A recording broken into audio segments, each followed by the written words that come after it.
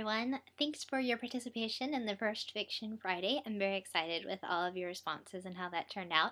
Today we're going to be starting our first series of video blogs on writing related themes. So what we're going to be talking about first is voice in writing. If you've been around writing conferences or writing communities for very long, then undoubtedly you've heard people talk about voice.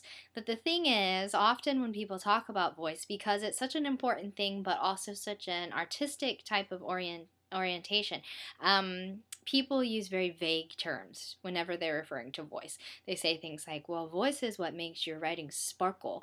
It's just that quality that you have, and you have to just find it. And it can be very difficult to figure out what in the world they actually mean by that. And sometimes we even know it when we see it, whenever we're reading novels, but we don't necessarily know how to develop that in practical terms in our own writing.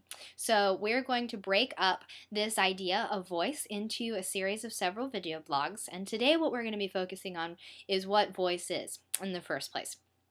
I think that the easiest way actually to think about voice is to think about what it is that makes your writing different from other writing. It comes down to the fact that the way that you look at the world is going to inevitably come through in your writing. Now you can fight that or you can use it to your advantage.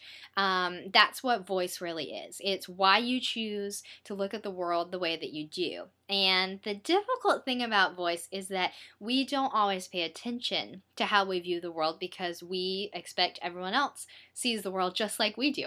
When in actuality that's not true. You might notice a butterfly, whereas someone else might notice something about the sky. That's just a random example from if you're walking outside, but that applies to everything in life. If you walk into a certain environment, you might notice some smells, whereas someone else might notice different smells.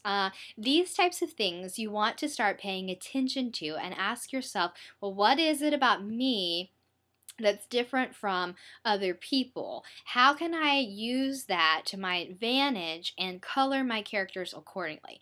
Because obviously each of your characters is going to have their own voice from the way you've imagined them, but there should also be this sort of overarching type arch, really, to be redundant, to all of your work, in that your voice should carry through each character in each novel. It's sort of like the backdrop that you use. It's almost like if you think about going to a professional photographer, like Olin Mills or something, and they have a studio that they take you to, and you go there, and you're sitting in front of the camera. You're obviously going to be different from other subjects, other families and couples that they photograph, and yet they're using the same set of backdrops. The same kind of thing applies with your novels. Each of those families or each of those characters is going to be different for each novel, but you'll have the same set of backdrops because that's what you own by having that as a component of your personality. So start paying attention to things in your day-to-day life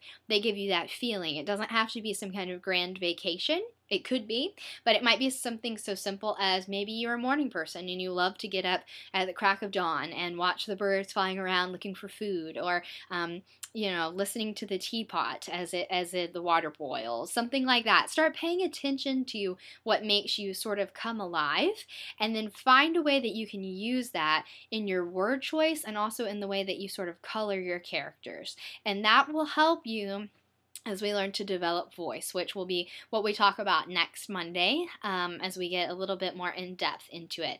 But for now, go ahead and start paying attention to those things, and I hope that this helps clarify a little bit for you what exactly voice is and how you'll be able to identify your own voice in your writing. Hope you all have a great Monday, and I'll see you on Wednesday.